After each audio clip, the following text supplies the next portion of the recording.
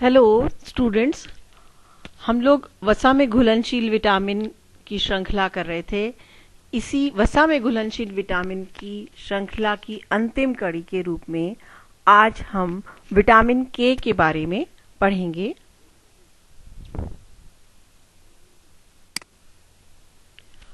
Vitamin के भी वसा में घुलनशील है। ये भी कुछ डिफरेंट कंपाउंड्स, बहुत से कंपाउंड्स होते हैं इसके अंदर, बहुत से यौगिकों का एक समूह है, लेकिन हमारे शरीर के लिए जो सबसे महत्वपूर्ण होते हैं वो विटामिन K1 और K2 हैं। विटामिन K1 जो है ये हमें शाकाहारी जो हमारे स्रोत हैं उनसे प्राप्त होता है।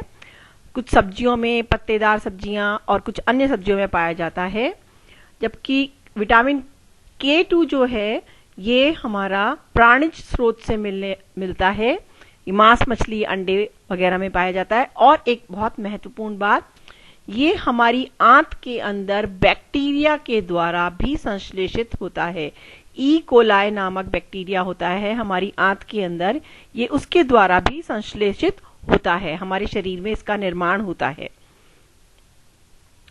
ये हमारे कुछ प्रोटीन के संश्लेषण में सहायक होता है, वो वाले प्रोटीन जो कि हमारे रक्त का थक्का जमाने का कार्य करते हैं। रक्त का थक्का जमाने में विटामिन के की बहुत महत्वपूर्ण भूमिका होती है। और आपको पता है बच्चों, रक्त का थक्का जमना हमारे जीवन के लिए बहुत आवश्यक है। जब भी कहीं कोई भी चोट लगती है, किसी भी वजह से रक्तस्राव होता है, अगर रक्त वाहिका कहीं से भी कट फट गई है, चाहे वो छोटा कट हो चाहे वो बड़ा कट हो, उस रक्त वाहिका की जब तक रिपेयर नहीं होगी, जब तक वहां पर थक्का नहीं जमेगा, तब तक रक्त लगातार बहता रहेगा। तो रक्त को बहने से रोकने के लिए उसका थक्का जमना आवश्यक होता है।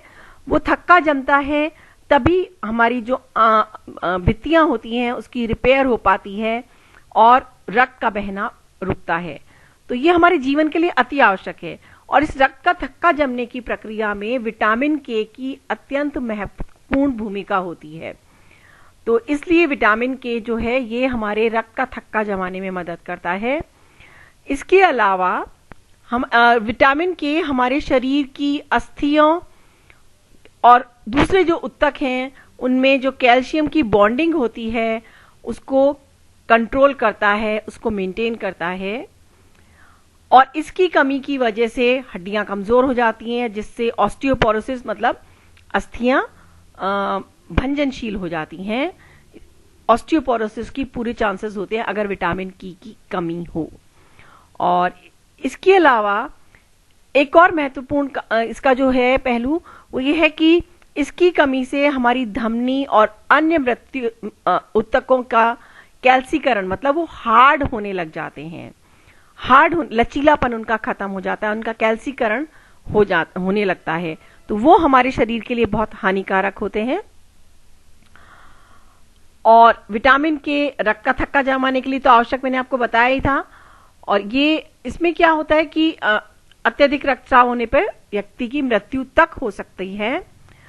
और रक्त का थक्का जमना अपने आप में बहुत ही महत्वपूर्ण है, लेकिन रक्त का थक्का अगर हमारे रक्त प्रवाह के अंदर बन जाए, हमारे शरीर के अंदर जब रक्त परिसंचरण कर रहा है उस समय थक्का जम जाए और वो थक्का जाकर किसी रक्त वाहिनी को अगर ब्लॉक कर देता है, स्पेशली हमारी हार्ट की धमनी को ब्लॉक कर देता है तो हार्ट अटैक हो जाता है। मस्तिष्क की धमनी को ब्लॉक कर देता है तो व्यक्ति को स्ट्रोक हो जाता है और व्यक्ति का शरीर लकवाग्रस्त हो सकता है। तो थक्का बनना एक बहुत महत्वपूर्ण प्रक्रिया है।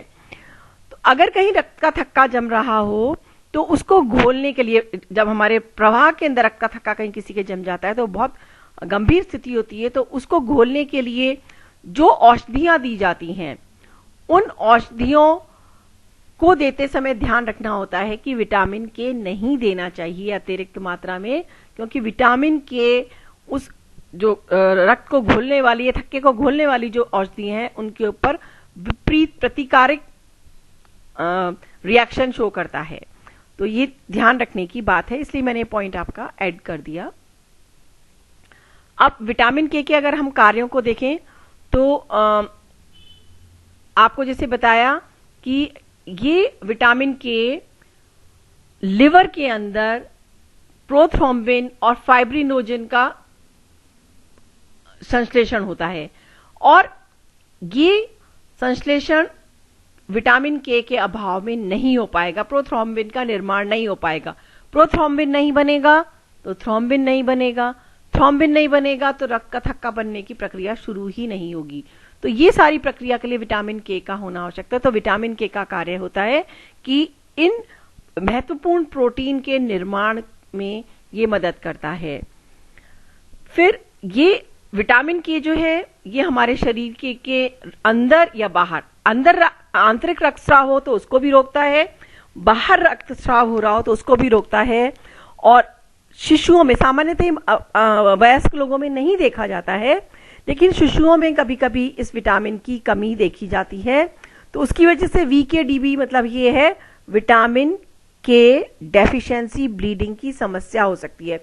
शिशुओं में क्या देखा जाता है, अचानक उनके शरीर, उनकी आंतों के अंदर खून आने लग जाता है, या उनके मस्तिष्क के अगर कोई कहीं पर रक्तस्राव होने लग जाता है तो उनका शरीर सिर एक तरफ से फूलने लग जाता है। तो ये बड़ी गंभीर स्थिति होती है, लेकिन इसको नियंत्रण में किया जा सकता है विटामिन के देकर। तो विटामिन के का महत्वपूर्ण कार्य होता है कि ये रक्तस्राव को रोकता है, चाहे वो आंतरिक हो चाहे वो बाहरी हो।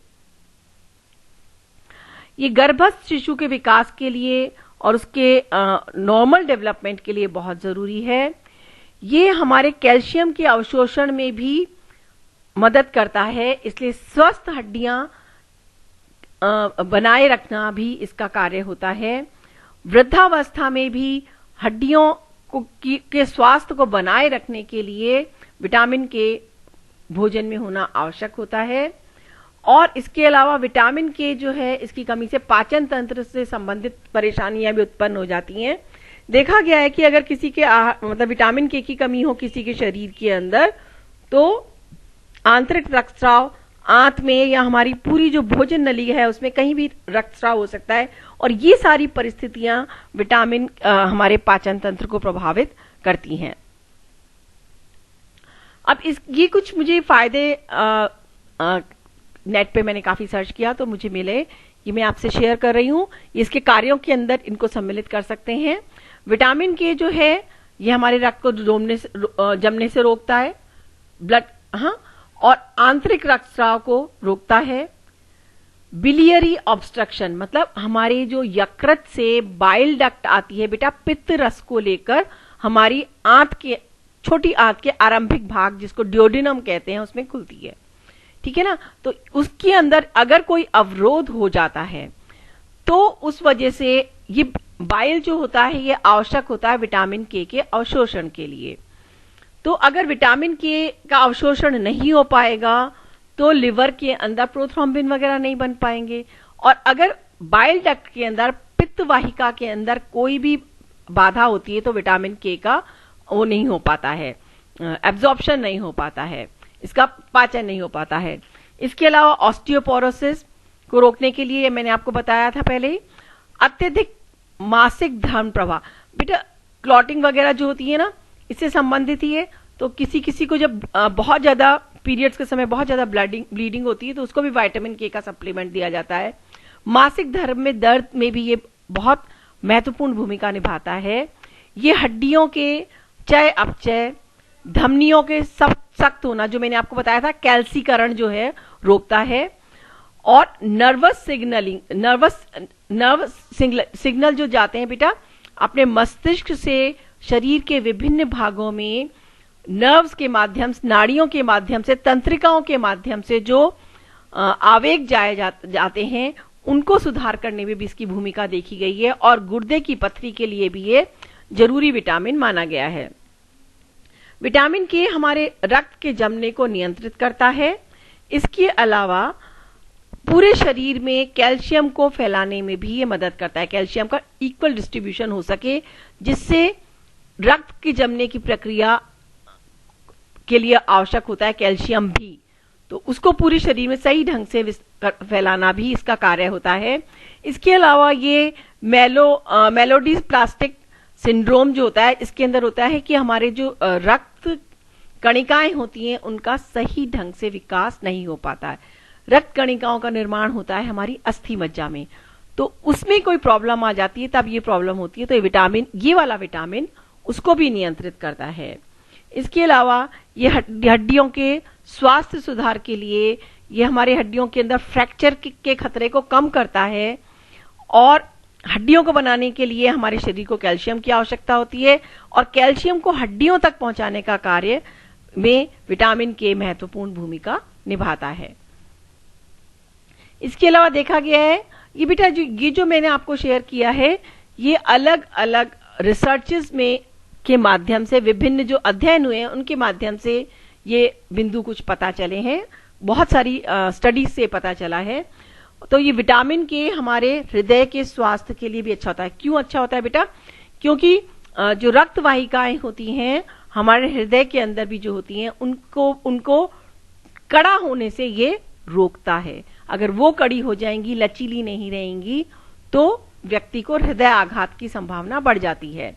ये धमनियों में खनिजों, वही कैल्सीकरण को रोकता है, निम्न रक्तचाप में मदद करता है, और अगर हृदय स्वस्थ होगा तो हमारे संपूर्ण शरीर के अंदर रक्त परिसंचरण सही ढंग से बना रहेगा। तो इसमें भी विटामिन के रक्त या रक्त के अंदर की जो रक्त वाहिकाएं हैं उनकी सुरक्षा करता है, और इस तरह से ये रक्त परिसंचरण में भी मदद करता है।